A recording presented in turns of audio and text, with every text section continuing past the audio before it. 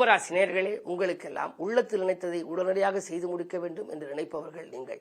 பொதுவாக உங்களுக்கு இந்த குரு பயிற்சி 6ஆம் இடத்திற்கு வருகின்றார். குரு உச்சம் பெறுகின்றார். 6லே குரு வந்தால் ஊரிலே பகை என்று நான் அடிக்கடி சொல்லுவது வழக்கம்.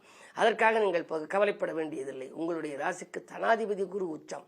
தன லாபாதிபதியாக விளங்கும் குரு உச்சம் பெற்றாலே தன லாபம் பொன்கொழிக்க வேண்டும்.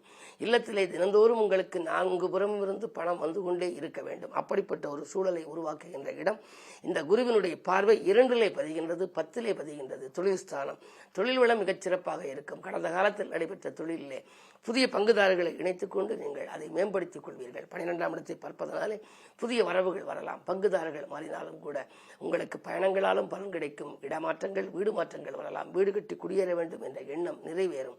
எதிர்பாராத விதத்தில் பெரிய அளவிலே தனலாபங்கள் கிடைக்கும். இந்த குரு 20/10/2026 சிம்மத்திற்கு வருகின்ற பொழுது உங்கள் ராசியை பார்க்கின்றார். எனவே அக்டோபருக்கு மேல் உங்கள் உடல்நலம் சீராகும். உற்சாகத்தோடு பணிபுரிவீர்கள். அதுவரை சில்லறை தொல்லைகளில் மருத்துவ செலவுகளில் சிக்கியிருந்த உங்களுக்கு மனக்கவலைகள் மாறும். பணப்புழக்கம் அதிகரிக்கும். வாங்கல் கொடுக்கல்கள் சீராகவும் சிறப்பாகவும் அமைத்துக் கொடுக்கும். ராகுவும் 13/11/2026 பயிற்சியாகி விடுகின்றார். உங்கள் ராசியில் இதுவரை இருந்த ராகு 12ஆம் இடத்திற்கு வருகின்றார். எனவே ராகுகேது பேச்சின் பொழுது ராகுகேதுவை நீங்கள் வழிபட வேண்டும். குரு பேச்சின் பொழுது குருவை நீங்கள் வணங்க வேண்டும்.